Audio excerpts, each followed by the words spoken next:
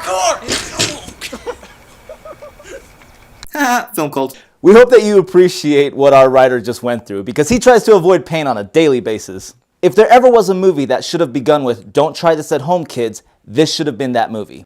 Brick Mansions, the story of a parkour expert and an undercover cop going into Detroit to defuse a bomb. But let's be serious, if the bomb went off, would anybody have noticed? Brick Mansions is actually a remake of a French movie called District 13, which actually stars David Bella. He was in this movie, and he was also in that one as the same character, really. This movie takes place in a dystopian future with a really messed up city, and they chose that city to be Detroit, which they really didn't have to build any sets for that one. The only ones that they did were for the nice places. The three main actors in this movie were RZA from the Wu-Tang Clan and the writer and director of Man of the Iron Fists, David Bella, which we already mentioned, and the late Paul Walker. So there really weren't any actors in this movie. It's unfair to talk about the acting in this movie because we had pretty low standards when we went in, but we didn't really have any complaints because it wasn't bad, but it wasn't really good. This movie hit par with outstanding mediocrity. Something to note is that it seemed like RZA was having a really good time filming Brick Mansions. And there's something to be said about people who act because they enjoy it, not because they're Oscar winners. The action was a lot of fun in this movie, and the parkour was off the wall. But it was sometimes a little slow in the movie, making us wonder, why didn't they just shoot them?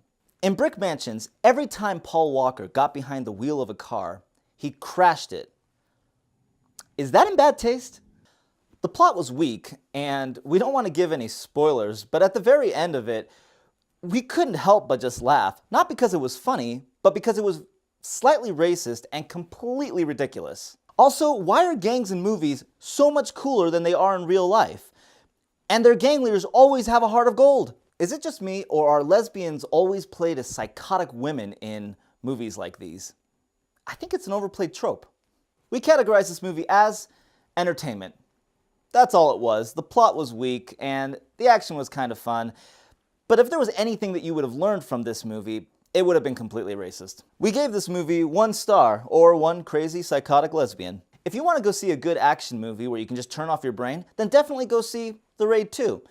But if you want to see a movie with really cool parkour, then go on YouTube. Fun fact, David Bella is actually one of the 8 creators and founders of parkour. Huh. Did you see the movie? Did you like it or not? Agree with us? Leave your comment in the section below. And our question for you this week is, at the very end of this movie, they showed a little memoriam for Paul Walker saying, "In loving memory."